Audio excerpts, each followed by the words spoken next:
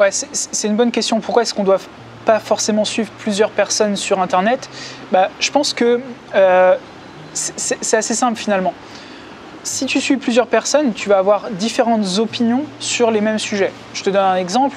Antoine Blanche-Maison, il a une approche qui est très spécifique, avec des petits produits, beaucoup de création de contenu, etc. Et si tu écoutes à la fois Antoine Blanche-Maison et à la fois moi, j'ai une approche totalement différente.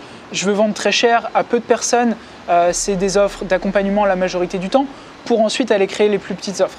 Donc finalement, ces deux types d'idées vont rentrer en conflit et tu ne vas pas savoir quoi faire. Toi, tu es bloqué entre les deux. Ok, par quoi est-ce qu'il faut que je commence? Et du coup, tu vas procrastiner. Et c'est aussi un peu pourquoi finalement je coupe beaucoup de sources d'informations autour de moi.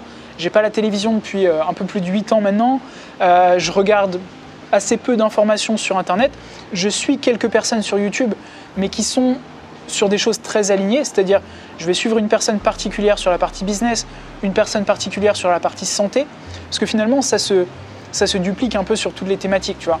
Si tu écoutes des gens qui vont te dire non, il faut faire du cétogène, non, il faut faire du fractionné, il faut faire du jeûne intermittent, il faut faire du HIIT, par quoi est-ce que tu commences et comment est-ce que tu choisis? Et c'est ce qui mène finalement au syndrome de l'objet brillant, quoi. Est-ce que je commence par l'affiliation? Est-ce que je fais du dropshipping? Est-ce que je fais ci? Est-ce que je fais ça?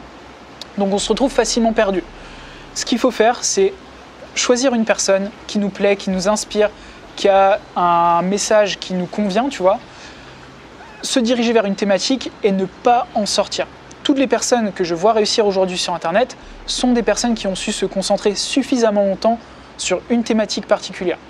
Tu fais du dropshipping, tu ne fais que ça à fond. Tu n'as pas du dropshipping, une agence digitale, des produits d'information, tu ne fais qu'une chose. Et voilà, pour moi, c'est un truc qui a du mal à passer chez les gens parce qu'il y a tellement d'opportunités aujourd'hui dans le moment qu'on est en train de vivre sur Internet que tout peut marcher. Et donc, ce qui se passe, c'est que les gens vont faire 3 mois de dropshipping, ça n'a pas pris, ils n'ont pas eu les résultats qu'ils attendaient, ils vont dire non, ça ne fonctionne pas. Alors que s'ils étaient restés sur le dropshipping 1 an, 2 ans, 3 ans, ce qu'il faut faire pour avoir des résultats, ils auraient eu les résultats escomptés, tu vois. Donc, choisir une thématique et rester dessus.